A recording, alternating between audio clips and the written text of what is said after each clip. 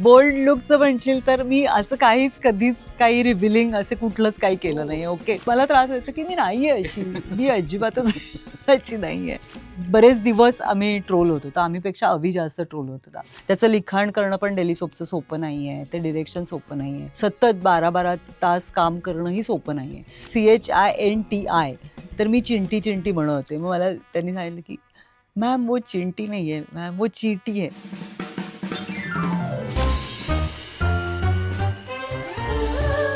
या पॉडकास्टचे प्रायोजक आहेत महाराष्ट्राच्या सोनेरी क्षणांचे सोबती वामन हरी पेठे ज्वेलर्स. नमस्कार, वामन हरी पेठे ज्वेलर्स प्रस्तुत कॅचअप मध्ये आपल्या सगळ्यांचं मनापासून स्वागत.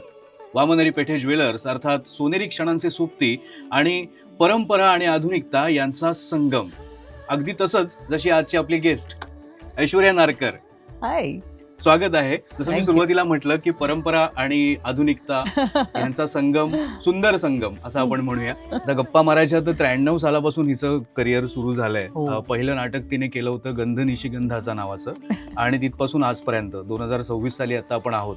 आणि नाटक, सिनेमा, मालिका आणि त्यामध्ये फक्त अभिनेत्री नाही तर निर्माती म्हणून सुद्धा तिने भूमिका पार पाडलेली आहे.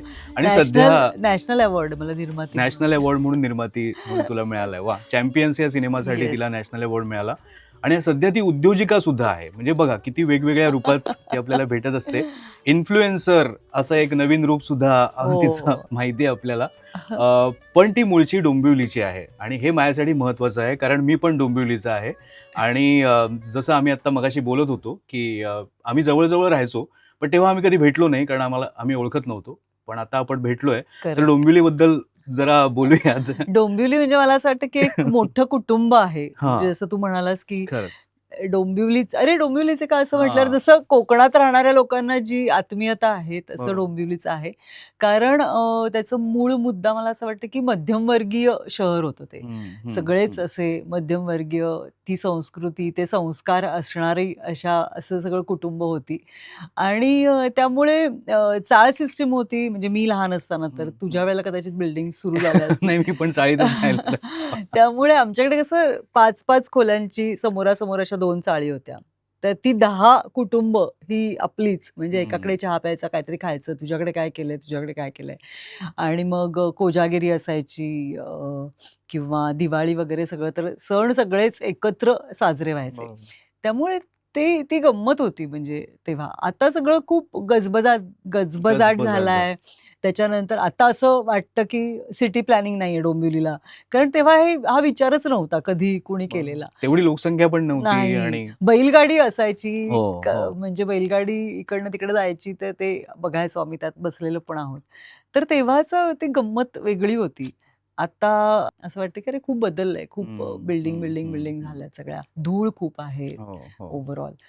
पण ती जी मध्यमवर्गीय संस्कृतीची गंमत होती, एक मजा होती ती. बरोबर. आणि मला असं वाटतं की ती ती पाळंमुळं आपली आहेत म्हणून आपण कुठेही गेलो बाहेर, म्हणजे जगाला सामोरे गेलो तरी सुद्धा रूट्स किंवा जमिनीवर पाय असणं, हे जे आपल्या मनात बिंबवलेलं असतं ना तेव्हा लहानपणी, तर ते ओघाने कुठेतरी आत आलंय. तर तेच डोंबिवलीचं एक देणं वाटतं मला, दिलेलं तिने. बरोबर. पण हेच आहे की हे मध्यमवर्गीय संस्कार घेऊन आपण जेव्हा, जशी आता तू आहेस की तू या ग्लॅमरच्या जगात आलीस, तर त्या मध्यमवर्गीय संस्कारांचा तुला फायदा झाला, काही ठिकाणी नुकसान झालं, काय नेमकं झालं? फायदाच झाला, नुकसान असं नाही. एकतर मी बुजरी आहे खूप. त्यामुळे मी म्हणजे आत्ताच्या काळात सेल्फ प्रमोशन करावं लागतं. ते वाईट आहे असं माझं अजिबात म्हणणं नाही. म्हणजे आपण काय करतो, आपल्याला काय येतं, हे लोकांना कळलं तर पाहिजे, पोहोचलं पाहिजे. यासाठी सेल्फ प्रमोशन आवश्यक आहे, पण ते मला जमत नाही. त्यामुळे मी ती बुजरी आहेच. म्हणजे जर तुला माहिती असेल माझ्याबद्दल, तर मला कम्फर्ट झोन असतो, की अच्छा ह्याला माहिती आहे मी काय करू शकते. पण एखाद्या नवीन दिग्दर्शकाबरोबर काम करताना मला असं वाटतं, की अरे बापरे, आता ह्याला सिद्ध करा स्वतःला, हे मला जमत नाही. तर तो एक मुद्दा आहे. अदरवाईज डाउन टू अर्थ असणं किंवा मध्यमवर्गीय संस्कार हे आपल्याला नेहमी काय म्हणू, खरं ठेवतात. म्हणजे त्याच्यावर कुठलंही एक लेपन नसतं तुमच्यावर, की तुम्ही आहात तसेच लोकांसमोर येता, आहात तसेच लोकांना समजता, दिसता.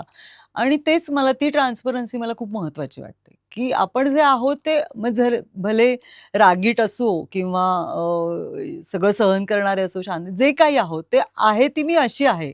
जी मी घरातही अशीच असते, बाहेरही अशीच आहे.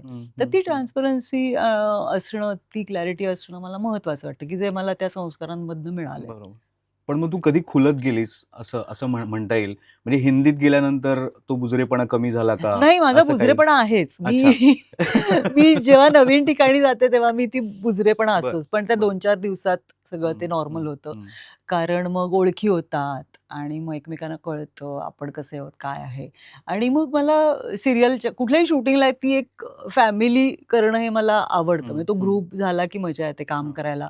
कारण ऑफ द स्क्रीन तुमचं जे बॉन्डिंग असतं ते ऑन स्क्रीन तुमचं दिसतं. त्यामुळे मला ते बॉन्डिंग महत्त्वाचं वाटतं. तर तो बुजरेपणा आहेच माझा. फक्त एक झालं की आधी कसं होतं म्हणजे हिंदीचं तू म्हणालास तर हिंदीत काम करायलाच मी तयार नव्हते मुळात. अच्छा. कारण माझं शाळेत 100 मार्काचं संस्कृत होतं. हिंदी नव्हतंच मला. हं. त्यामुळे मी शाळेत शिकलेच नाहीये हिंदी. मग आई मला म्हणायची, की "निदान इस्त्रीवाल्याशी तरी हिंदीत बोल, की काहीतरी ते माहिती असावे हं. हिंदीचे शब्द." तर तेही नाही झालं. त्यामुळे ज्यावेळेला मला झी मराठी या सुखानं मी करत होते, तेव्हा झी मराठीकडनं झी हिंदीला माझं रिकमेंडेशन होतं बेटी या सीरियलसाठी. तर तेव्हा माझं होतं, की नाहीच मला करायचंच नाही. कारण मला येणारच नाही. मी तिथे जाऊन हिंदी काय बोलणार? हं. सीरियलमध्ये तुला म्हणजे असं नकोय मला, की एका शब्दानी शॉर्टकट झाला आणि हे झालं, ते झालं. बरोबर. तर अवीनी मला तेव्हा खूप बूस्ट केलं, की "तू त्यांनी बोलावलंय तर तुला जाऊन यायला काय? जाऊन तू काम करशील, हे करशील, ते करशील आणि मग तुला कळेल, की जमतंय की नाही जमत आहे." मग ते अनेक वेळा नाही म्हटल्यानंतर तरी ते हो, हो, हो होत गेलं आणि माझं झालं हिंदी सीरियलचं. आणि तिथे एक छान गोष्ट अशी घडली, की सगळ्यात आधी ते कॅरेक्टर जे होतं सावित्रीचं, ते खूप सगळं सहन करणारं, नवऱ्यासमोर कधीही न बोलणारं, घरात कधीही न बोलणारं असं कॅरेक्टर होतं. त्यामुळे माझ्या कॅरेक्टरला असे खूप कमी डायलॉग असायचे. हं. ओके. त्यानंतर रोहिणीताई होत्या, यतीन होता, क्षिती, सुचित्रा असं सगळं मराठी कास्ट असल्यामुळे सगळ्यांनी असं खूप सांभाळून, सांभाळून घेतलं आणि ते 6 महिने मला हिंदी शिकायला मिळाले हं, हं. आणि इंग्लिशमध्ये स्क्रिप्ट यायची ना, त्यामुळे एकदा मला आठवतं मी बरेच बरेच विनोद केलेत त्यावेळेला, की चीटी असा एक CHINTI तर मी चिंटी, चिंटी म्हणत होते. मग मला त्यांनी सांगितलं, की "मॅम वो चिंटी नहीं है, मॅम वो चींटी है." ओह! अच्छा चींटी. ते इतके बेसिक घोळ होते माझे म्हणजे तेव्हा पण तो काम त्यांचा करताना. प्रॉब्लेम होता. त्यांनी देवनागरीमध्ये दिलं असतं तर हा घोळ झाला नाही नसता गं, म्हणजे. पण मजा आली. मला असं वाटायचं, की टीम चांगली मिळाली. हं, त्यामुळे तुम्ही हं. कम्फर्ट झोन आला. मग मी शिकत गेले आणि मग खूप छान असं मग मी बरेच शोज केले. मी फिल्म केल्या 2-4 हं, पण हं. तो कम्फर्ट झोन येणं आणि तो कॉन्फिडन्स येणं महत्वाचं आहे. त्यामुळे हं. तसं नंतर ते हळू सुरू झालं. त्यामुळे बुजरे पण माझं गेलंय असं नाही होत. मला ते असतंच. दर प्रोजेक्टला मला असं होतं, की अरे बापरे! आता हं. हा काय म्हणेल, ही काय म्हणेल, जमणार आहे का नाही असं असतं. पण होतं हळू पण ते बुजरे पण तुझं सेटवरच असतं आणि जसं तू म्हणालीस, की सेटवरती तुझं एक बॉन्डिंग तयार झालं, की ते हळू-हळू कमी जातं. होतं. नक्कीच जातं. पण जसं तू सांगितलंस हिंदीवर तू काम केलंस, ती जी सीरियल होती त्याच्यामध्ये मराठी वातावरण नव्हतं. मराठी नाही, फॅमिलीची नाही. गोष्ट नव्हती. जसं गरोडिया काही फॅमिली पवित्र होती. रिश्तामधल्या सीरियलमध्ये हो, आपण हो. बघतो. तर ते पूर्ण कसं गुजराती फॅमिली होती गुजराती आणि मग ते फॅमिली शब्द यायचे. मी आता म्हटलं हां, असं चिंटी, चिटी हां, तसंच शिकत हां. गेले मी एक-एक आणि मला सगळ्यांनी सांगायचे, की असं नाही. एक एपिसोड असा होता 6 महिन्यांनी, की ज्याच्यात माझ्या मोठ्या मुलीला तिचा नवरा म्हणजे क्षितिजोग करायची ते कॅरेक्टर. तिला जाळतो हं. आणि हॉस्पिटलमध्ये मी जाते आय-सी-यूत तेव्हा ती मला फक्त डोळ्यांनी सांगते, की मला माझ्या नवऱ्याने जाळलंय. त्यानंतर ती आई खाली येऊन सासूला, सासऱ्याला, नवऱ्याला आणि मग ते समाजाला असं सगळा तो पूर्ण एपिसोड मी एकटी बोलत होते. बरं, अख्खा एपिसोड. बरं. लिटरली कोणाचं एक वाक्यही नव्हतं. तो पहिला असा एपिसोड असेल, की जिथे मी खूप हिंदी बोलले आणि आधीच्या 5 महिन्याचं मला जाणवलं, की अरे, म्हणजे माझा अभ्यास झालाय नीट, आता मला हं, येतंय. मग तो कॉन्फिडन्स आला आणि मग मी कुठल्याही हिंदी सीरियलला अशी घाबरले नाही, की अरे हं. बापरे! आता जायचंय, असं नाही व्हायचं मला. बरोबर. तर ती प्रोसेस होती एक. पण मग हिंदीतल्या नंतर जितक्या ऑफर्स आल्या, त्या सगळ्या न स्वीकारता तू मोजकं काम करत राहिलीस. याचं काय कारण होतं? अरे, असं नाही. काय होतं, की एक तुझं प्रोजेक्ट चांगलं चाललेलं असलं, की ते 3 वर्ष किमान हो. चालतं टेलिव्हिजन शो. मग बाकीचे मग मी ज्यावेळेला 3 वर्ष हिंदी करत असते, तेव्हा मला मराठी करता येत नाही किंवा मराठी जर करत असेल, तर हिंदी करता येत बरोबर, नाही. तर तशा गोष्टी घडत गेल्या. असं नाही झालं, की एका वेळेला मी 2-2 शोज केलेत. कारण हं. मेजर कॅरेक्टरला ते करताच येत नाही. बरोबर. त्यामुळे ती प्रोजेक्ट्स अशी कमी किंवा अशी झाली. म्हणजे मी काशीबाई केलं ते आम्ही एन-डी स्टुडिओत करत होतो. झी हिंदीसाठी आम्ही ते केलं. मग तिथे 1.5 वर्ष मी जाऊन येऊन काम करत होते. बापरे. मग तेव्हा मराठीचा कनेक्ट जातो. हम्म, असं ते हम्म. होत राहतं. बरोबर. पण हिंदी सिनेमांचं काय? म्हणजे हिंदी सिनेमांची पण बरीच ऑफर्स तुला येतात, पण हिंदी सिनेमा त्यातही मला खरं तर करायचा म्हणजे असं काही माझं हे नव्हतं, डोक्यात नव्हतं, की मला हम्म. करायचंच आहे किंवा ओके. मला करायचं ते छान कॅरेक्टर कुठलं तरी करायचं होतं. मग ज्यावेळेला मग अशा अनेक गोष्टी अनेक वेळेला समोरून ऑफर्स आल्या असतील किंवा आल्या होत्या. मग ही ऑडिशन. तर माझं असं की नको, माझं चांगलं चाललंय ना. मी आता छान मजा करते माझ्या मराठी शोमध्ये. मला आता हिंदीत तिकडे हम्म, त्या हम्म, हम्म. ऑडिशन देऊन शूटिंगला नाही जायचंय. मग धडकच्या वेळेला चला देऊन बघूया असं म्हणून मी दिली होती. मी जान्हवीच्या आईच्या कॅरेक्टरची ऑडिशन दिली होती हम्म. तेव्हा. आणि ज्यावेळेला शशांक खेतांना भेटले मी, तेव्हा त्यांचं म्हणणं होतं, की तुम्ही मुलाच्या आईचं करा वगैरे. आणि मग ते सगळं जमलं आणि मी ती फिल्म केली. पण ती फिल्म बघितल्यानंतरही मला असं वाटलं माझा कुठलाच सीन कट नाही झाला. पण तरीसुद्धा मला वाटलं, की जर छान कोणीतरी माहितीच्या आर्टिस्टने ती केली असती, तर हम्म, कदाचित ते कॅरेक्टर पोहोचलं असतं. ओके. म्हणजे नॉन महाराष्ट्रीयन ऑडियन्सला कदाचित म्हणजे 99% मी माहीत नाही, तेव्हा तर नव्हते माहीत. तर त्यामुळे कदाचित ते कॅरेक्टर निघूनही गेलं असेल. जर ते कोणत्यातरी एस्टॅब्लिश आर्टिस्टनी केलं असतं हम्म, हिंदीतलं, तर ते पोहोचलं असतं, की अरे अच्छा ही आई याची आहे, ही या व्हॅल्यूज हिला सांगायच्यात वगैरे. पण मग मला मजा नाही आली. मला असं आलं, की मग काम तर तेच करायचंय. आपण मनापासून काम करतोच आहोत. मग ते टेलिव्हिजन, फिल्म असं मला बायफर्केशन नाही करता येत, की मी सीरियल करणारच नाही किंवा मी फक्त फिल्मच करेन, मी फक्त नाटकच करेन. असं मला नाही करता येत. मला असं वाटतं, की मला सगळ्यातच मजा येते. बरोबर. मग जर 2 प्रोजेक्ट्स अप्रोच झाली माझ्याकडे, एक फिल्म असेल, एक सीरियल असेल, तर मग मला कुठलं कॅरेक्टर जास्त आवडते त्याला मी प्राधान्य देते. मग ती फिल्म मिस झाली तरी मग मला सीरियलमधलं जर आवडलं असेल, तर मी सीरियल करते. ओके. मग त्याच्यात बऱ्याच बऱ्याच जणांना असं असतं, की टेलिव्हिजन काय करायचं? हम्म, टेलिव्हिजनचं काय रोज तुम्ही दिसतच राहता, तुमचं महत्त्व कमी होतं. हम्म, हम्म. पण मला उलट वाटतं. मला असं वाटतं, की तुम्ही सतत दिसत राहून तोच घिसापिटा ड्रामा तुम्ही प्रेझेंट करत असलात, तरीसुद्धा ती 20 मिनिटं जिथे तुमच्या ऑडियन्सला चॉईस आहे स्विच करायचा, की 1 मिनिट तुम्ही होल्ड नाही करू शकलात, तर तुमचं ऑडियन्स जाऊ. म्हणजे त्याला ऑप्शन्स आहेत. तुम्ही बरोबर. कुठे चेंज करू शकता. पण ते न करू देता तुम्ही तुमच्या कॅरेक्टरसाठी होल्ड करायला लावणं एखादा शो, हे क्रेडिटेबल वाटतं मला. बरोबर, म्हणजे बरोबर. सगळ्या त्या टीमसाठीच क्रेडिटेबल आहे. कारण त्याचं लिखाण करणं पण डेली सोपचं सोपं नाहीये. ते डिरेक्शन सोपं नाहीये. सतत 12-12 तास काम करणंही सोपं नाहीये.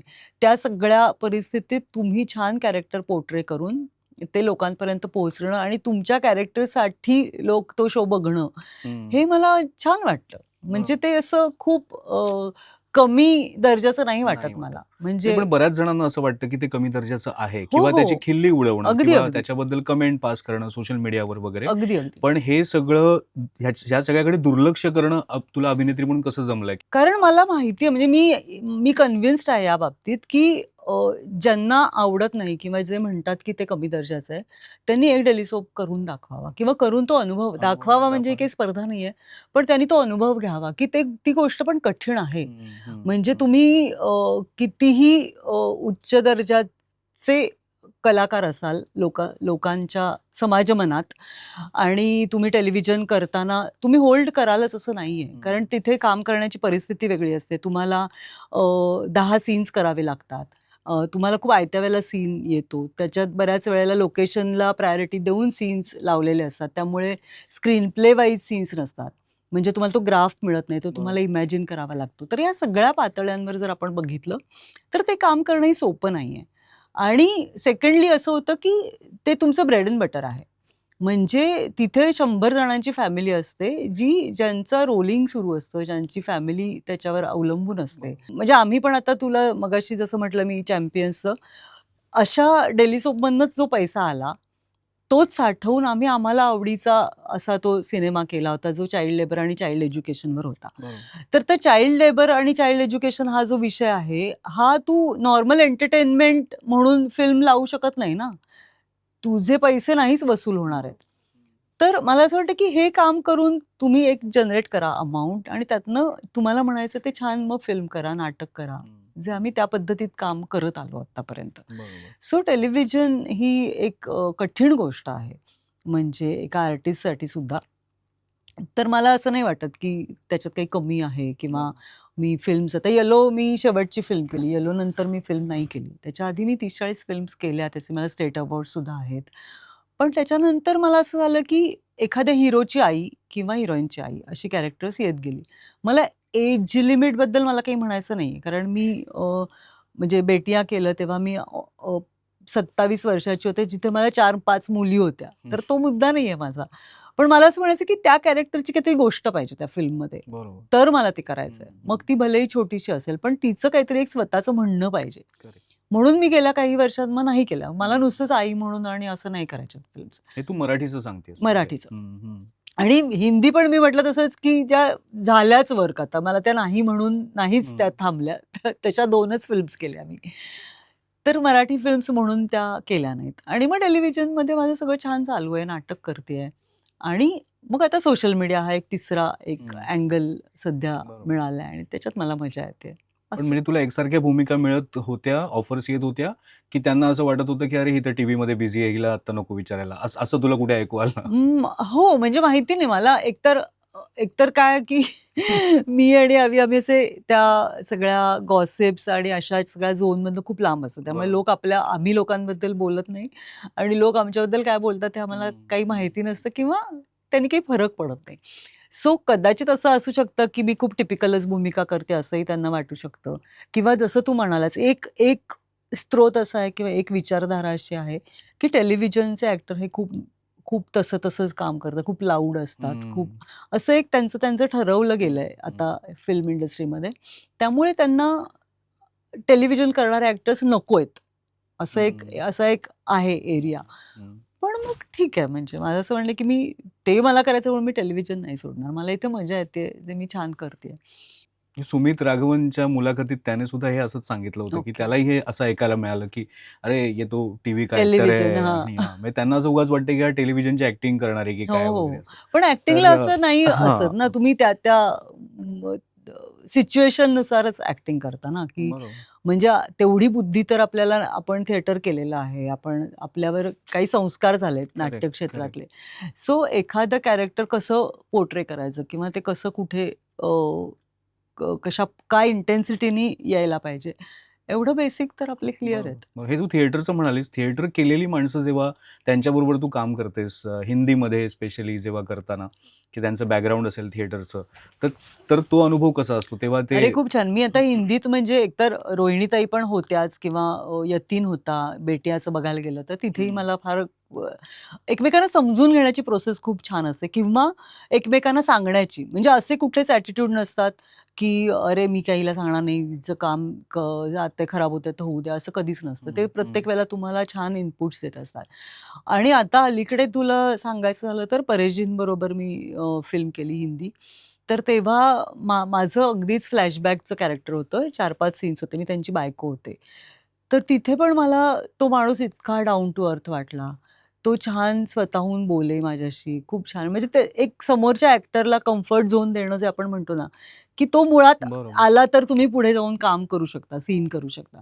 तर ते खूप छान बोलत होते आणि सेकंडली मला असं वाटलं, की डिरेक्टरनी सांगितलेल्या कुठल्याच सूचना त्यांनी मला खूप कळतंय म्हणून त्या इग्नोर केल्या नाहीत किंवा तू मला सांगू नकोस असं त्यांनी कधीच सांगितलं नाही. बरं. ते जे सांगायचे परेशजींना, तर त्या किती छोटी गोष्ट असेल म्हणजे त्यांनी सांगितलं असेल समजा, की एखाद्या वाक्याला तुम्ही हा लूक इकडे द्या हां. तरी ते त्या माणसाने तो दिलाय. म्हणजे त्यांनी असं नाही म्हटलं, की मला आत्ता वाटत नाहीये तर मी देणार नाही वगैरे असं कधीच काही बोलले नाहीत ते त्या सीन्सना. सेकंडली मला त्यांचं मोठेपण आणखीन एक असं वाटतं, की म्हणजे ज्यावेळेला ओव्हर द शोल्डर माझा शॉट होता त्यांच्या ओव्हर द शोल्डर, तर त्यांना खाली बसता येत नव्हतं. तर ते सांगूच शकले असते ना, की "अरे, नाही, कोणाला तरी दुसऱ्याला ठेवा." काही माझं काही असं नाही, की माझा मोनोलॉगच चाललाय आणि त्या माणसाच्या रिएक्शन्सनी मला फरक पडणार आहे, असंही काही नॉर्मल क्लोज होता माझा. पण तरीसुद्धा त्यांनी ते 2 लोड घेऊन, स्वतः बसून, हाताला धरून बसून मला क्यूज दिले. मला त्या शॉटला त्यांनी शोल्डर दिला ओव्हर द ओएस असल्यामुळे. तर मला असं वाटतं, की ते अ, थिएटर हे रक्तात भिनलेलंच असतं. म्हणजे त्याच्यामुळे करेक्ट. तुम्ही ॲक्टर म्हणून तसेच संस्कारित झालेले बरोबर, असता. बरोबर. आणि ते मला खूप जाणवलं, की हा माणूस, की हा इतक्या वरच्या लेव्हलला आहे आणि आपण कुठेच नाही आहोत. तर मग अशा गोष्टी शिकण्यासारख्या आहेत ना. ते आपल्याला पण ग्रो होतो. आपण खरंय, पण त्या खरंय. गोष्टी शिकत जातो, की अरे आपल्याला पण हे आपण कधी केलं असेल किंवा बऱ्याच वेळा होतं असं, की नको ना मी इथूनच घेऊ का वाक्य असं. तर नाही, तुम्ही त्या दिग्दर्शकाला मान दिला पाहिजे. त्याच्या बरोबर. डोक्यात पूर्ण प्रोजेक्ट असतं, त्याच्या डोक्यात पूर्ण सीन आहे. सो ह्या छोट्या-छोट्या गोष्टी शिकत जातो आपण. पण ही मोठी माणसं खरंच म्हणजे ग्रेट असतात, की त्यांना आपण फक्त पडद्यावर बघतो, पण पडद्यामागचे ते माणूस म्हणून जे असतात ना, हं, हं, ते खूप हं. महत्वाचं वाटतं मला. हे तू शहजादे फिल्मचं सांगितलंस म्हणजे जी शहजादीमध्ये. कार्तिक आर्यनची फिल्म होती ती. करेक्ट. मगाशी मी सुरुवातीला इन्फ्लुएन्सर म्हणून पण सांगितलं तुझ्याबद्दल. तू खरंच इन्फ्लुएन्सर आहेस का हे तर आधी तूच सांग मला. असं कारण काही तुला नाहीये असं रे. वाटतं ना. मी म्हणजे तुला सांगू का, एकतर आता Instagram मी 2016 मध्ये का 17 मध्ये अश्विनी कासारनी माझं अकाउंट ओपन केलं. कारण हं, सोयरे सकळ नावाचं नाटक आम्ही भद्रकालीचं करत होतो हं. एकत्र. आणि तेव्हा असं आलं, की "अरे आपलं नाटक पोहोचलं पाहिजे. तू का नाही आहेस Instagramवर?" तर तेव्हा मी बेसिक काहीतरी Facebookवर अशी बेसिक होते. आणि मग म्हणे, "नाही, नाही, कर, कर." तर म्हटलं, "कर, मला काय?" तिने ओपन केलं, तिने तर मला म्हणजे काहीही ओकाडो कळत नव्हतं त्यातलं. मग त्याच्यानंतर मी एक शो केला श्रीमंता घरची सून. तिथे मधुरा जोशी माझी को ॲक्टर होती. मग तिने मला काही गोष्टी, "अगं ताई असं रील टाकायचं असतं, हे कर, ते कर" वगैरे इतक्या लेव्हलला होतं. 7व्या मुलीची 7वी मुलगीच्या वेळेला मग बाय दॅट टाईम मी रील टाकायचं असतं. स्टोरी म्हणजे काय आणि रील रील म्हणजे म्हणजे काय काय? ह्या हां. गोष्टी मला तोपर्यंत कळल्या होत्या. मग 7व्या मुलीच्या वेळेला तितिक्षा आणि आम्ही रूम पार्टनर होतो. आणि मग ती ती खूप ॲक्टिव्ह आहे आणि ती अशी खूप एनर्जेटिक आहे. "अरे करायला पाहिजे तू, अमुक करायला पाहिजे." मग तिच्याकडून मी एडिटिंग शिकले. रील कसे एडिट करतात, मग नक्की काय, मग बरं. कोलॅब म्हणजे काय, मग हं. काही ब्रँड्स तोपर्यंत अप्रोच झाले छोटे-छोटे. असं करत-करत ते डेव्हलप झालं. म्हणजे मला YouTubeसाठी पण तिने खूप पुश केलं, की "तू कर ना, काहीतरी छान कर. तुला जे म्हणायचंय ते तू हं, करू हं, शकतेस, हं, व्हिडिओज हं, करू शकतेस." हं. मग मी YouTube सुरू केलं. माझ्याकडे सिल्व्हर बटन आलं आणि मला झालं, की बरं त्याच्या आधी मी खूप विचार केला हां.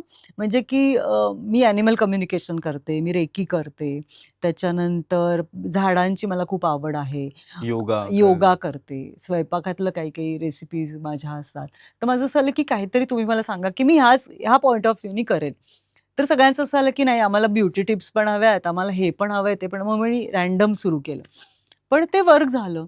ते लोकांपर्यंत पोहोचलं. बरोबर. मला अनेक बायका भेटतात, की आम्हाला हे आवडलं, ते आवडलं. आणि मग मला असं वाटतं, की हा एक छान प्लॅटफॉर्म आहे, की जिथे तुम्ही छोटे ब्रँड्स जे असतात हं, हं. अ, म्हणजे साड्यांचे ब्रँड्स असतील, ज्वेलरी ब्रँड्स असतील किंवा प्लांटर्स असतील, बऱ्याच गोष्टी घडत असतात आजूबाजूला आणि त्यांना प्लॅटफॉर्म नसतो लोकांपर्यंत पोहोचण्याचा. ऑनलाईन जे मार्केटिंग करत करत असतात, त्याच्यासाठी पैसे नसतात त्यांच्याकडे. मग तुमचे फॉलोअर्स आता माझे 506K फॉलोअर्स आहेत. म्हणजे खूप आहे, ह्यूज फॅमिली 5 आहे. लाखापेक्षा जास्त आहेत. खूप हो. आहेत. काहीच दिवसात ते 1 मिलियन होणार आहेत आता. तर मग मला असं वाटतं, की त्यांना जर माझ्या पेज थ्रू ते पोहोचले, तर छान आहे ना, त्यांना काहीतरी बरोबर, त्याचा फायदा होऊ बरोबर. शकेल. मग मी कोलॅब्स करायला लागले. मी 90% बार्टर कोलॅब्स करते. मी अच्छा. त्यांना अशा माझ्या काहीच अटी नसतात, की तुमचं प्रॉडक्ट मी फक्त स्टोरीतच टाकेन, मी फक्त पोस्टच करेन, असं माझं काही नसतं. माझं म्हणणं असतं, की त्यांनी भले एक कानातले दिलेत. ते कानातले दिलेत ना त्यांनी, का तर त्यांचा ब्रँड पोहोचवायचा आहे. मग तो जर नुसतं स्टोरीतनं 1 दिवसात गेला, तर त्याचा काहीच त्यांना फायदा नाही. मग मी त्याचं रील करते, हं, मग मी ते हं. फोटोज टाकते, मग मी ती स्टोरी टाकते. असं सगळं मी करत असते. तर मला असं वाटतं, की तुम्हाला जर मदत करायची आहे, तर ती पूर्ण केली गेली बरोबर, पाहिजे. बरोबर. आणि मग माझ्या साड्यांचं एक तर पॅशन आहे मला. त्यामुळे साड्यांचे ब्रँड्स माझ्याशी खूप कनेक्ट होतात आणि मलाही साड्या नवीन-नवीन आवडत होत्या, त्यामुळे मी पण झाले. मग माझं कलर कॉम्बिनेशन किंवा जे फॅशन सेन्स आहे, ते बघून खूप बायका कनेक्ट होतात आणि मग त्यांना वाटतं, की आम्हाला पण असं. हं, तर हं. तशा त्या इन्फ्लुअन्स होतात बरोबर. किंवा मी कधीच कुठलाच आर्टिफिशियल कुठल्याच गोष्टी मी प्रमोट करत नाही. म्हणजे माझं म्हणणं असतं, की अ, चेहरा पण तुम्ही मनातून समाधानी असाल, तर तुमचा तो चेहरा तकतकीत, तुकतुकीत दिसतो. तर त्यासाठी तुम्ही काहीतरी ट्रीटमेंट्स कराव्यात असं मी कधीच प्रमोट करत नाही. ओके. त्यामुळे ते खूप तसे इन्फ्लुअन्स होणं मला जास्त बेटर वाटतं, की तुमच्याकडे बघून अरे असं व्हायला पाहिजे आपण. हं, हं, तर हं. ती आपली प्रतिमा क्रिएट करण्यासाठी आपल्याला पण मजा येत असते, की अरे बरोबर. आपण एक टार्गेट कंप्लीट केलं, आता दुसऱ्या टार्गेटपर्यंत पोहोचलो. हा आपला पण प्रवास सुरू राहतो आणि त्यांनी कोणीतरी प्रेरणा घेत राहतं. आणि म्हणजे मला खूप जण भेटतात की आम्ही एक्सरसाइज सुरू केला, हा हो. आम्ही अमुक केलं, मग मी 10 महिन्यापासून तुम्हाला फॉलो करते, मी अमुक अमुक केलं. तर त्या गोष्टी छान आहेत ना, मग बरोबर. तुमचं काहीतरी तुम्ही कॉन्ट्रीब्युशन देताय समाजासाठी, असं एक मला वाटतं. म्हणजे खऱ्या अर्थाने इन्फ्लुएन्स कसं करायचं लोकांना हे तू बघत असतेस, म्हणजे इन्स्टा असेल हां, किंवा म्हणजे युट्यूब मला असेल असं वाटतं की त्याच्यावरती. काहीतरी समोरच्यात पॉझिटिव्ह एक एलिमेंट आपल्यामुळे ॲड वा झाला वा, पाहिजे. तेवढंच आहे. हे नवीन कळलं आज मला. म्हणजे मला असं वाटलं की बरेच लोक फॉलोअर्स वाढवण्यासाठी किंवा ते मॉनिटाईज वाढतच करायचंय हो. आणि किंवा अरे मग एवढे पैसे मिळतील त्याच्या मागे अरे, असतात म्हणजे किंवा असं रील्स करताना पण बरीच जण म्हणजे एकतर मी आणि अवी जेव्हा आम्ही सुरुवात केली, त्याला त्याला मज्जा करणं हा एक त्याचा पॉइंट ऑफ व्ह्यू असतो. तर जेव्हा आम्ही अरे हे डान्स मजा येते करायला, 2 स्टेप्स आपल्याला जमल्या, हे समाधान जास्त असतं आणि मग मज्जा येते, करूया. तेव्हा लोकांचं बरेच दिवस आम्ही ट्रोल होत होतो. आम्हीपेक्षा अवी जास्त ट्रोल होत होता. आणि त्यांचं म्हणणं होतं की काय पैशांसाठी? तर माझं म्हणणं आहे की तुम्ही अज्ञानी आहात का? पैसे ह्याच्यात नाही मिळत. त्याच्यात फक्त म्हणजे रील्स करून तुम्हाला पैसे पैसे नाही नाही मिळत. मिळत. त्याचे वेगळ्या गोष्टी आहेत सगळ्या हम्म. कोलॅबोरेशनच्या. तर माहिती नसेल लोकांना पैसे मिळतात, नाही मिळत. हो. त्यामुळे तो मुद्दाच नाही. मज्जा येते, छान वाटतं आणि काहीतरी आपल्या आपल्यातच आपल्याला एक्सपेरिमेंट करता येतो. ज्यासाठी तुम्हाला तुमचा एक प्लॅटफॉर्म आहे, जिथे तुम्ही मग झाडांबद्दल मी टाकू शकते. मला जे म्हणायचं ते मी म्हणू शकते. तर अशा गोष्टी करण्यासाठीचा तो एक बेस आहे असं वाटतं बरोबर. मला. सो मी प्रेक्षकांना सांगेन इथे की ऐश्वर्या नारकर हिचा जो यूट्यूब चॅनल आहे आधी तो फॉलो करा, तुम्ही तो सबस्क्राईब करा. हे मी माझ्या यूट्यूब चॅनलवरून वाह! तुम्हाला वाह! आवाहन वाह! करतोय. आणि दुसरी महत्वाची गोष्ट की सगळे जे प्रामाणिक उद्योजक आहेत, जे मनापासून काही ना काहीतरी करायचा प्रयत्न करतायत, नवीन नवीन प्लीज या. प्रॉडक्ट्स हे करतायत, त्यांनी कॉन्टॅक्ट करा. तिने सांगितले 90% ती बार्टर डील करते कोलॅबमध्ये. तर त्यामुळे तो एक महत्वाचा फायदा तुम्हाला होऊ शकतो. असंही म्हटलं जातं की जितके जास्त फॉलोअर्स तुमचे असतील तितके आता तुम्हाला रोल्स मिळणं हे सोपं होत चाललंय. तुला आता असं असं मी जाणवलं ऐकलंय. का नाही, म्हणजे? मला नाही जाणवलंय. कारण मी मगाशी म्हटलं तसं कामातून काम मिळण्यावर माझं जास्त हं, हं, भर आहे आणि आत्तापर्यंत इतकी वर्ष मी तेच केलं आणि मराठीत तसा प्रॉब्लेम येत नाही, कारण अनेक वर्ष असल्यामुळे मराठीत हं, ओळखलं जातं. पण हिंदीत पण मी सीरियल्स ज्या काही केल्या त्या मी आधी ज्या प्रोडक्शन हाऊसेसना केल्या किंवा तिथे जे लोक होते त्यांना माहिती आहे, अशा थ्रूच मी केल्या. म्हणजे मी कधी हं. ॲड्सला होतं की नवीन तुम्ही बरोबर. वेगवेगळे लोक तुम्हाला कनेक्ट होत असतात. पण असं आत्तापर्यंत मला कधी कोणी विचारलं नाही, की तुमचं Insta प्रोफाईल पाठवा किंवा हं, किती हं, फॉलोअर्स आहेत वगैरे असं नाही. पण हल्ली तसं विचारतात असं मी ऐकलंय हं, म्हणजे. हं. आणि ओव्हरऑल काय फरक जाणवला तुला की अरे इतके फॉलोअर्स आहेत तिचे? नाही, नाही. असे आपल्याकडे तर तसं काही फार हं, फरक हं, पडत नाही मराठीत.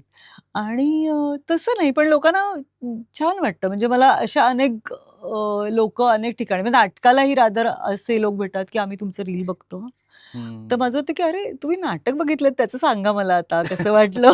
रील बघता. तुमचा डान्स छान असतो. तुमची ती रेसिपी, मग ते तुमचं मॉइश्चरायझर कुठलं हं, होतं?" हं. तर ते तसेच कनेक्टेड असतात आणि ते तिथे दिसतं म्हणून तुम्हाला भेटायला आलेले असतात. बरोबर. की प्रत्यक्ष नाटकाच्यामुळे भेटता येईल असं. तर असाच फरक आहे. बाकी तसं मला काही जाणवत नाही, की तुझे इतके फॉलोअर्स आहेत आणि मग असं काही हं. असं नसतं काही. नाही अप्रूप वाटणं साहजिक आहे. कारण जसं मी सांगेन, की 17,000 पर्यंत मी कुठेतरी आत्तापर्यंत पोहोचलोय कसाबसा. त्यामुळे अरे जर समोर तुमच्या 5 लाखापेक्षा जास्त फॉलोअरवाला माणूस बसला असेल तर मुलांचं तेच होतं ना, की मुलांच्या ॲक्टिव्हिटीज काय आता आम्ही कशा वेगवेगळ्या साड्या, हो, ज्वेलरी, हो. काय ना नटणं, थटणं हे सगळे प्रकार असतात ना आमचे. हं. तसे मुलांकडे काही तसे नसतात. आम्ही असे बोल्ड फोटोही टाकू शकत नाही, बोल्ड अंदाजमधले वगैरे. तर त्यामुळे आई पण गं! त्याच्यामुळे तुझे फॉलोअर्स जे आहेत ते ते वाढलेत असं तुला जाणवलंय? किंवा ते कसं ॲक्सेप्ट केलं लोकांनी? म्हणजे 2 प्रश्न आहेत त्याच्यामध्ये. एक तर तुझा बोल्ड लूक जेव्हा तुझा Instagramवर येतो त्यावेळेला आणि जेव्हा तू हे बघ एखादी मला खलनायिका साकारतेस त्यावेळेला. दोन्ही वेळेला लोकं कसं ॲक्सेप्ट हे बघ, करतात? बोल्ड लूकचं म्हणशील तर मी असं कधीच काही रिव्हीलिंग असं कुठलंच काही केलं नाही. हो. ओके. लोकांना त्या साडीमध्ये ती पोज अशी वाटते, की "अरे काय बोल्ड आहे." काहीच दिसत नसतं हां, कुठूनच काहीच दिसत नसतं. पण आशय तुलालवार कडनं मी बरेच फोटो किंवा तो माझे हो, बरेच हो. फोटोज काढतो आणि त्याच्याबरोबर मी खूप कम्फर्टेबल असते. म्हणजे मला असं तो म्हणजे तो मित्र, भाऊ आणि असा खूप असा जवळची व्यक्ती आहे तो. त्यामुळे त्याच्या समोर शूट करताना मला अजिबात कसली इनिबिशन्स येत आणि तो क्लिक करेक्ट करतो. त्यामुळे ते फोटोज असतात ना, त्याला काहीतरी एक अशी गंमत असते. म्हणजे तू पूर्ण साडीत, पूर्ण व्यवस्थित छान पदर ठेवून काढलेले फोटोज आहेत ते. असे काहीच नाही आहेत, की तिथे तू बाकीच्या बऱ्याच गोष्टी अशा काही रिव्हील केल्या आहेस किंवा तसे बोल्ड लूक आहे, तसं बरोबर, काहीच बरोबर, नाहीये. बरोबर. पण त्या नजरेमध्ये, त्या एक्सप्रेशनमध्ये, त्या फेसमध्ये तुला काहीतरी गंमत गंमत आहे. जाणवते. आणि ते मला त्याच्याबरोबर फोटोज शूट करताना त्या फोटो सेशनला मला तशी गंमत येते, की चला असं म्हणजे असं काहीच तो कचकच, कचकच, कचकच करत जातो आणि मी तशा रिॲक्ट होत जाते त्याला. पण ती केमिस्ट्री फार गमतीशीर आहे. त्यामुळे असं ठरवून काही नाही. आता आम्ही मध्ये पाण्यातलं शूट केलं, तेव्हा पण असं कुठेच तू कुठलाही फोटो बघशील तर तुला जाणवेल, की असं काहीच वल्गर नाहीये किंवा असं काहीच अरे बापरे! असं काहीच नाहीये. पण ती फ्रेम छान दिसते. ते पेंटिंगसारखा तो एक छान पोश्चर बरोबर, तुमचं दिसतं. तुम्ही व्यायाम करता, ती तुमची बॉडी छान दिसते. बरोबर. आणि मला असं वाटतं, की व्यायाम हा बारीक होण्यापेक्षा तुम्ही प्रेझेंटेबल दिसण्यासाठी केला गेला पाहिजे. मी आता अर्थात मी ह्या फील्डमध्ये आहे, तर मी प्रेझेंटेबल दिसलंच पाहिजे. मी तशी असलेच पाहिजे. करेक्ट, मला करेक्ट. माझ्या शरीराकडे ते लक्ष दिलंच पाहिजे. मग तुम्ही अनेक वर्ष मग तुमचे ॲब्स दिसले, तुमचं कॉलर बोन दिसलं, तर ते छान आहे ना. ते तुम्ही कमवलंयत करेक्ट, अनेक वर्ष मेहनत करेक्ट, घेऊन. करेक्ट, तर ते करेक्ट. दिसलं तर काय हरकत आहे. बरोबर.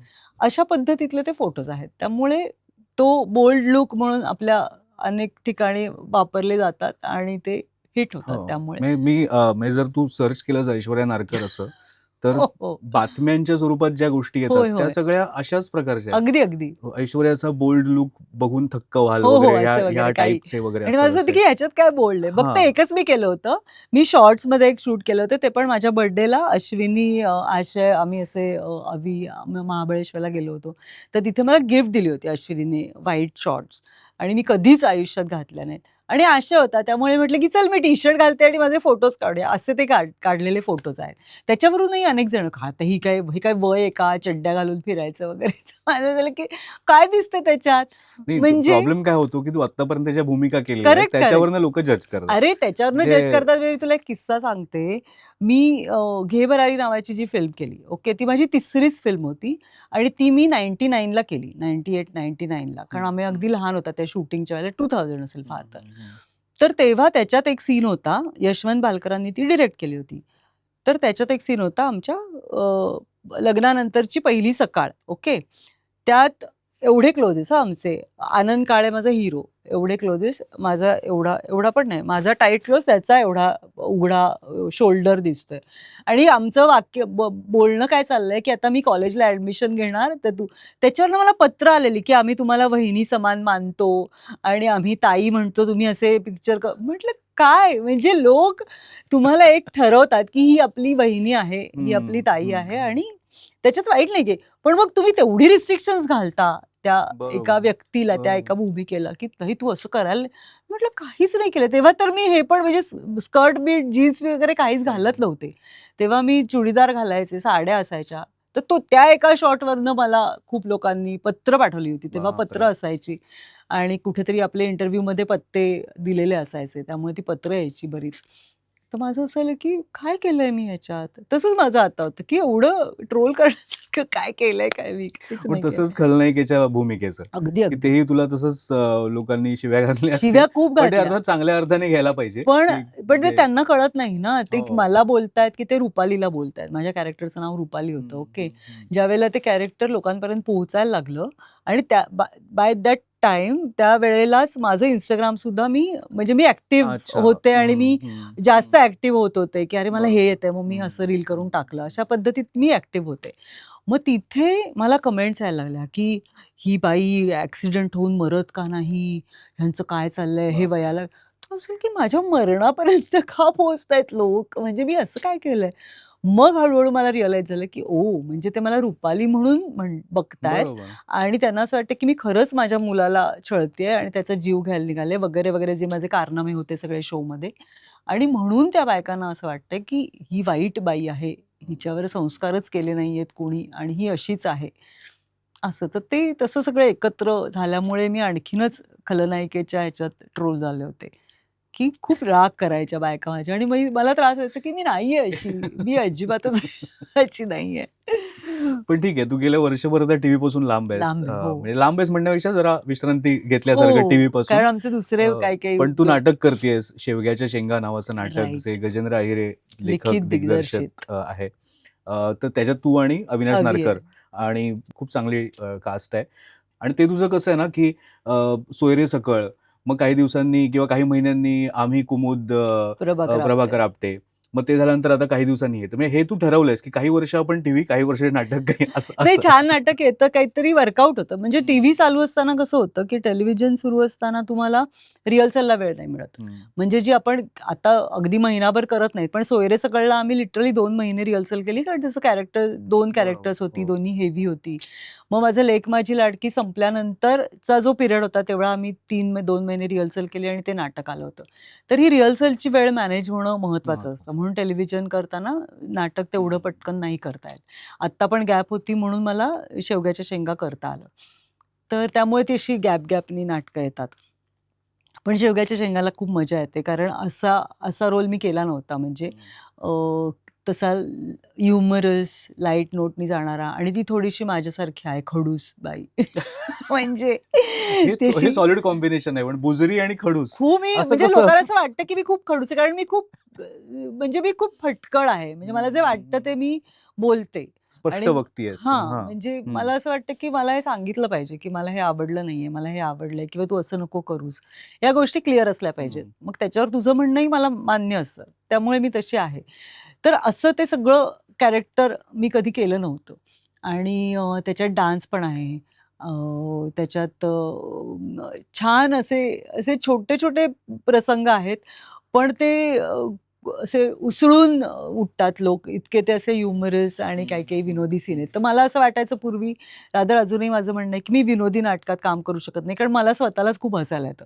म्हणजे एखाद्या वाक्याला लोक खूप हसले, तर मला असं होतं मी फुटते, की मला असं एवढं नका हसू, एवढं हसण्यासारखं काही नाहीये. त्यामुळे विनोदी नाटकांपासून मी लांब राहिले. लग्नाची बेडी मी करत होते. त्याच्यात पण मी बापरे! मी आणि सुनील बर्वे आम्ही मी अरुणा होते. तर त्या एका सीनला आम्हाला निर्मितीताई, सुधीर सुधीर काका जोशी. वगैरे सगळे विंगेतनं विनय येडेकर आम्हाला तिथून हसवत होते आणि आम्ही दोघंही फुटलो आणि तो सीनच होईना. तर आम्ही लिटरली एक्झिट घेतली होती. त्यामुळे माझी लायकी नाहीये विनोदी नाटकात काम करायची. शक्य नाही होत मला.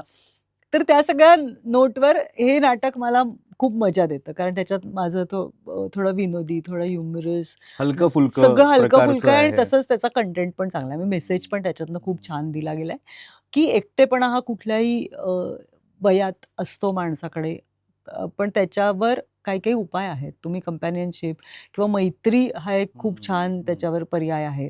मैत्री कोणाशी झाली तर तुम्ही तुमचं आयुष्य छान फुलवू शकता, छान होऊ शकतं असं. आणि अवीचं कॅरेक्टर पण फार त्याच्यातलं गोड आहे. म्हणजे त्याची बायको अनेक वर्षांपूर्वी 5-7 वर्षांपूर्वी गेली आहे आणि तो एकटा राहतोय. त्याच्या मुलीचं लग्न झालंय आणि मग त्या एकटेपणात कुठेतरी विमल बर्वेची त्याला साथ मिळते. त्यांची मैत्री होते.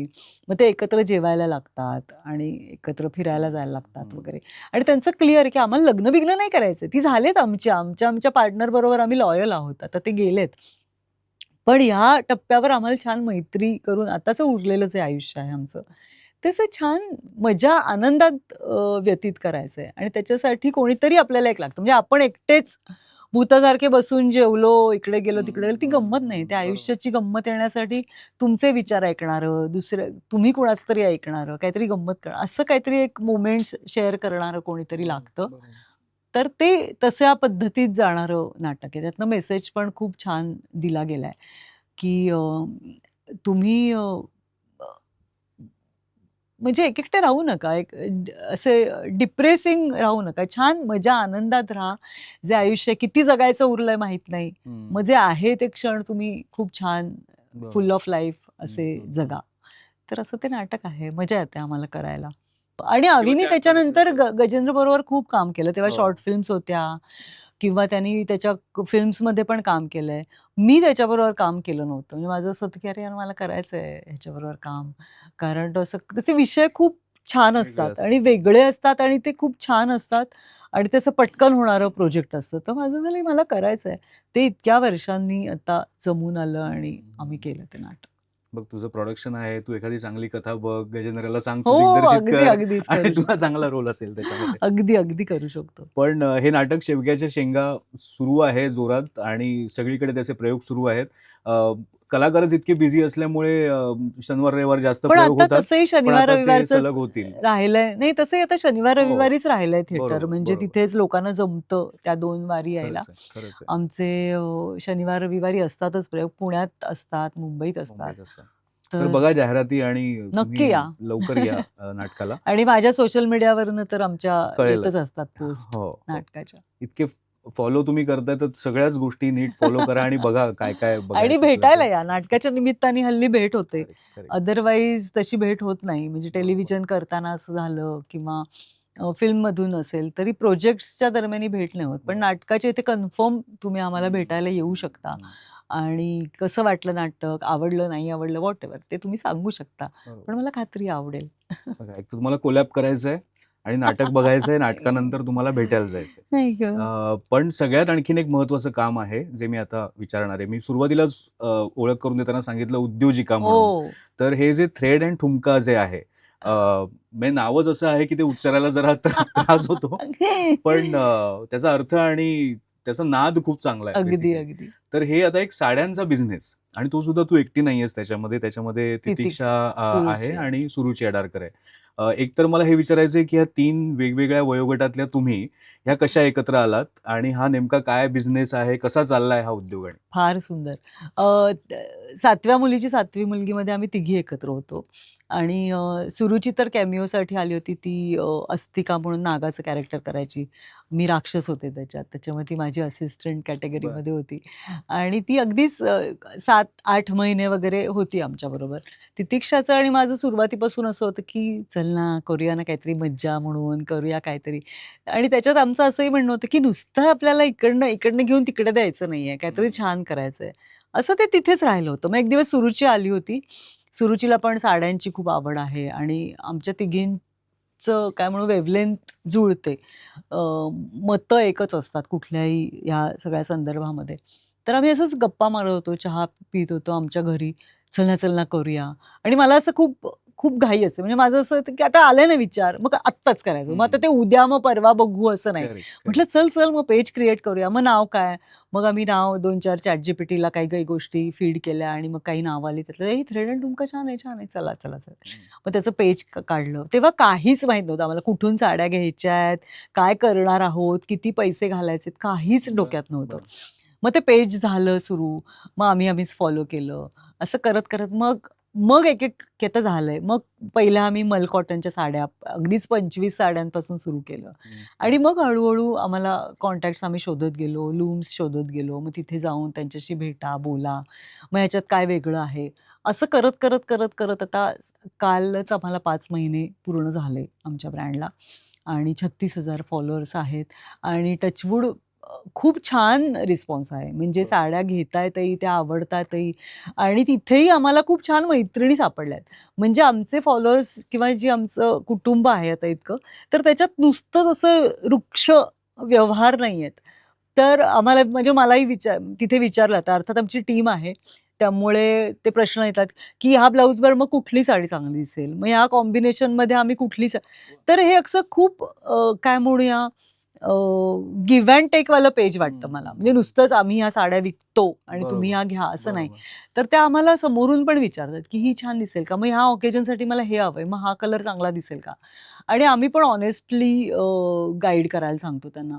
म्हणजे एकानी खणाचे ब्लाउज पीसेस होते.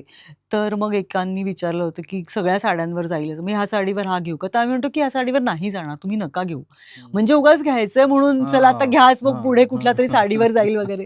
तर आम्हाला असं वाटतं, की ते गिव्ह अँड टेक खूप महत्वाचं आहे. ते बरोबर, बॉन्डिंग महत्वाचं आहे. बरोबर. म्हणजे व्यवहार तर प्रत्येक नात्यात असतो तो तेवढाच असावा. पण त्याच्या व्यतिरिक्तच्या ज्या गोष्टी आहेत ना, मग आम्ही आता काही 6 महिने पूर्ण झाले, की आम्ही मीट अँड ग्रीट असं एक डोक्यात आहे आमच्या, की ज्या रेग्युलर आमच्या कस्टमर्स आहेत किंवा ज्यांना आता आम्ही ओळखतो, त्यांच्याबरोबर त्यांना भेटायचं आहे, त्यांच्याबरोबर गप्पा मारायच्या आहेत. वेगवेगळ्या फील्डमधली लोकं आहेत आणि खूप सपोर्ट म्हणजे प्रत्येक टप्प्यावर आम्हाला कोण ना कोणतरी भेटत गेलं. त्याने आम्हाला सपोर्ट केला.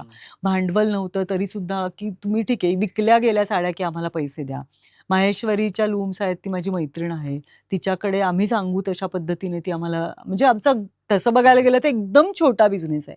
पण तरीसुद्धा ती आमच्यासाठी आम्ही जशी कॉम्बिनेशन सांगू किंवा जो पॅटर्न सांगू तशा ती करून देते आम्हाला.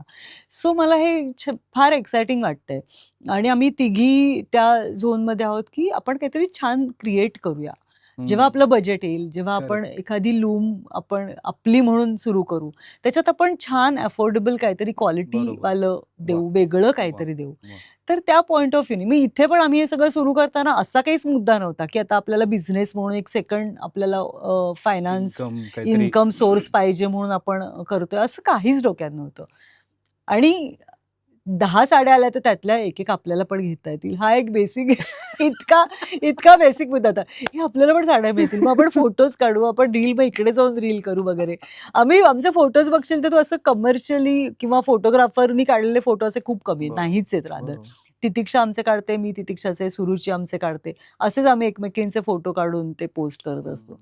तर त्या अशा गंमत झोनमध्ये ते सुरू झालेलं आहे आणि त्याला खूप छान रिस्पॉन्स आहे. मला त्यातलं फार कळत नाही, पण तरी मी म्हणेन की तुम्ही तस्वी या नावाने म्हणजे येस, थ्रेड ते अँड यांच्या ठुमका बाय तस्वी. थ्रेड अँड ठुमका तुम्ही सर्च केलं तर तुम्हाला ते सापडेल आणि त्याच्यात तुम्हाला सगळे प्रकार बघायला मिळतील साड्यांचे आणि त्याच्याबद्दलची माहिती सुद्धा त्यांच्याकडनं हो, तुम्हाला अगदीच. मिळेल. आणि पुढचे त्यांचे इव्हेंट कसे आहेत, आता ती किती तरबेज झाली सोशल मीडियामध्ये, की ते मीट अँड ग्रीट आणि कोलॅब आणि हे सगळं तिला माहिती आहे. हो. तर ते सगळं कुठे होणार आहे, काय ते सुद्धा तुम्हाला हो, ह्याच्यात आम्ही कळेल. अपडेट करतच जाऊ. येस. त्यामुळे तुम्हाला कळेल आणि आम्हाला बाहेरच्या एक्झिबिशनसाठी सुद्धा खूप बोलवतायत हो. लोक. मॉरिशस झालं, दुबई झालं. वा. तर तुमच्या ठिकाणी पण असं कुठे बाहेर तुम्हाला आम्हाला बोलवायचं असेल तर प्लीज आम्हाला कॉन्टॅक्ट करा. आम्हाला आवडेल यायला. वा. कारण त्या निमित्ताने ती फॅमिली एक्सटेंड होते. करेक्ट. असं वाटतं, की छोटंसं असेल, पण ते छान आपलं एक बरोबर. छान मज्जा येणारा असा इव्हेंट असेल. बरोबर. आणि आपली माणसं जर उद्योग करतायत तर आपण त्यांना प्रोत्साहन द्यायला पाहिजे. तर त्यामुळे तुम्ही करा, ते छोटं-छोटं म्हणू नका. मी तर म्हणेन की येणाऱ्या काही सीझन शार्क टँकच्या सीझनमध्ये तुम्ही जा.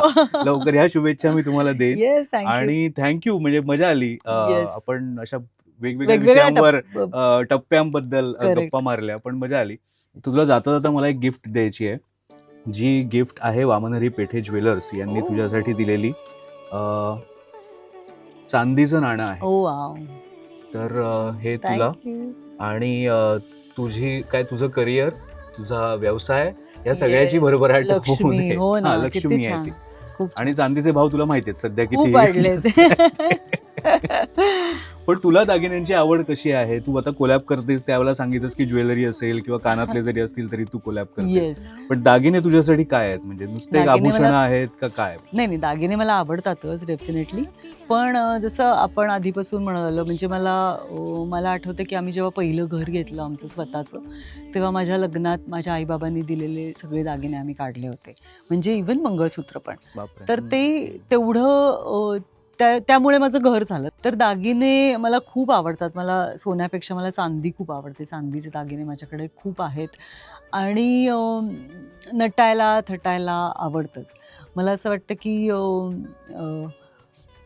माझे बाबा आत्ताच गेले, काही दिवस झाले. तू त्यांना कधी विचारलंस ना, की तुम्हाला वाढदिवसाला काय देऊ? तर बिगबाळी हो, चेन, काय वाटेल ते. मग नुसतं वळं दिलं तरी ते खुश असायचे, की मला दागिने पाहिजेत आणि तसे घालून बसायचे. असे तकतकीत कांती वा, होती वा. त्यांची आणि हे. तर त्यांनी मला आत्ता 8 डिसेंबरला माझा वाढदिवस झाला, तेव्हा मला हे वळं दिलं होतं. वा. सो त्यांनी दिलेला माझा हा शेवटचा दागिना आहे. ओ. त्यामुळे तो खूप महत्त्वाचा आहे माझ्यासाठी. तर अशा दागिन्यांची निगडीत गोष्टीसुद्धा असतात. त्यासाठी ते दागिने आपल्या फार जवळचे आणि महत्त्वाचे असतात. तर दागिना हा नुसती वस्तू नाहीये, तर ती एक भावना आहे असं मला खरंच, वाटतं. खरंच, खरंच. कारण बऱ्याच वेळा आपल्या संसाराची सुरुवात करताना खूप पैसे साठवून आपण एखादा दागिना घेतलेला असतो. कुठल्या कुठल्या टप्प्यावर आपल्याला साधी जोडवी असतील तरी पहिलं श्रावणाचं वाण म्हणून आईने ती वाढलेल्या वेढ्यांची जोडवी अधिक मासात दिलेली असतात. तर अशा प्रत्येक दागिन्यांचं त्यांचं त्यांचं महत्त्व आहे आणि त्यांच्याशी निगडीत अशा आठवणी आहेत. म्हणून ते दागिने खूप खरंच. स्पेशल असतात असं वाटतं मला. Thank you thank you. येस. मी काय काय सांगितलं तुमच्या लक्षात आलेलं आहे लक्षात ठेवा तुम्ही ते. ऐश्वर्या नारकर 5 लाखापेक्षा जास्त फॉलोअर्स आहेत इंस्टाग्रामवरती. तिचं युट्यूब चॅनलही आहे. तिला सिल्वर बटन मिळालंय. म्हणजे बघा. तर ते तुम्ही चॅनल बघा, सबस्क्राईब करा. कोलॅब तुम्ही तिच्याशी करू शकता. तिचा ब्रँड तिचा म्हणजे ती तितिक्षा आणि सुरुची अडारकर यांचा ब्रँड आहे थ्रेड अँड ठुमका. ते तुम्ही पेज जाऊन बघा इंस्टाग्रामवरती. ती माहिती मिळेल तुम्हाला. साड्यांबद्दलची सगळी माहिती मिळेल. त्या कुठे मिळतील साड्या ते सुद्धा तुम्हाला कळेल. सो खूप काम आहे तुम्हाला. आणि शेवटी मी सांगेन की वामनहरी पेठे ज्वेलर्स यांनी ही जी भेट आता ऐश्वर्याला दिलेली आहे, तर तशीच भेट तुम्ही सुद्धा देऊ शकता. कारण भेट देण्यासाठीचं हे खूप चांगला पर्याय आहे. जसं आता ऐश्वर्याने सांगितलं की दागिन्याकडे नुसतं दागिना नका म्हणू. ते भेट देताना हे लक्षात ठेवा की समोरचा माणूस त्या दागिन्यामुळे तुमची आठवण ठेवणार आहे. तर हे खूप महत्त्वाचं आहे. सो छान आमच्या गप्पा झाल्या. ऐश्वर्या तुला कशा वाटल्या गप्पा? आणि मला असं वाटतं की तू पण तुझे एवढे जास्त फॉलोअर्स आहेत तर तू सांगावंस की जरा सबस्क्राईब कर अमोलचं चॅनल.